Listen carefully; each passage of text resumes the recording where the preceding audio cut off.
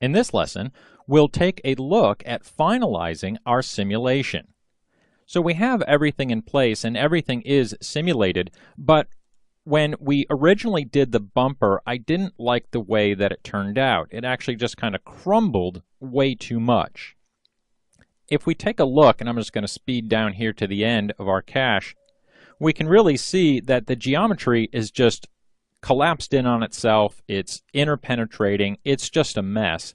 And if we scroll through here, you can see that it actually has just a ton of chatter as it's fighting with itself to figure out where it's supposed to be through its collision. Okay, so I wanted to remedy that. I didn't like the way that that looked, of course. I like the damage that's kind of coming through here because, again, we're going to be looking at it from a pretty good distance. We're not going to be that close up to it, but I can't have all that movement that's going on in there.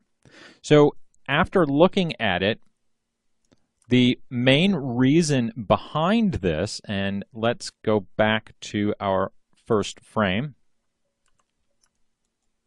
was because of how tight our geometry was.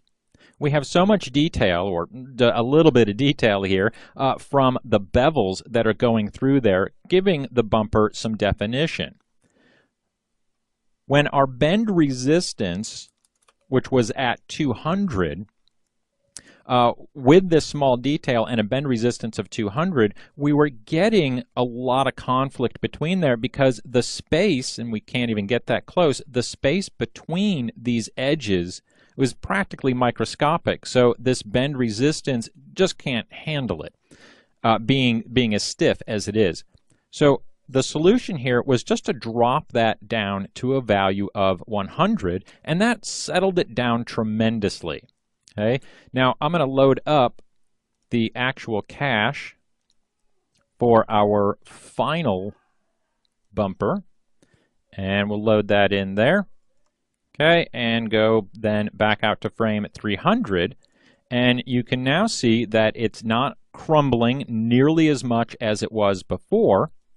Okay, and when we scroll through there, we're not getting that crazy chatter that we were getting before.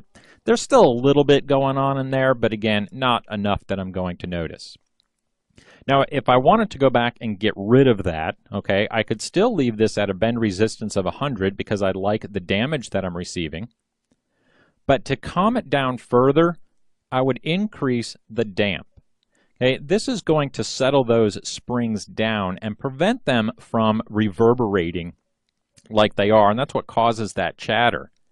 We don't want to go crazy with the damping effect because it will really ruin a lot of the attributes that we've added there already, because it's calming those springs down, it's reducing their effectiveness. Okay, so the more damp you add there, the less movement, damage, simulation that you're going to see. So we do want to be careful with that value there, and we use very small increments. So this is at a value of 0.1 now. If I was going to run the simulation again, I probably wouldn't raise it any higher than 0.2. I might try 0.15 first. Okay, so let me go back. We have our final bumper cache attached there. And we also added, let's switch, okay, we also simulated the headlights, and we brought those in through a transform constraint. So I broke the surface up, pretty much just like what we did for the grill. Broke the surface up manually, added a transform constraint, and then played with those glue strength values in order to get them to break. Okay, so I'm just going to, let's switch to our movement camera here, and we'll select those two pieces just so that we can kind of see them.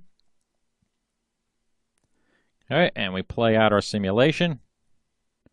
Okay, we can see smash 1 and smash 2. The headlights break apart. All right, so now the only thing left is to put this together just in kind of a final sequence. I've added a couple of extra cameras here, and let's just bring this up.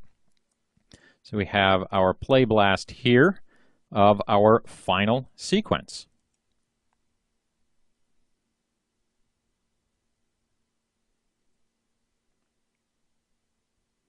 Okay, and there we go. we have our destroyed vehicle. Okay, and I put the camera in case you couldn't see exactly what it was, but we've got a camera on the inside of the truck there, so we can kind of get that rolling effect and see some cool looking damage from the inside. Okay, that concludes our video. That includes all of our lessons. Thank you for watching. This has been a ton of fun, and I hope you learned a lot.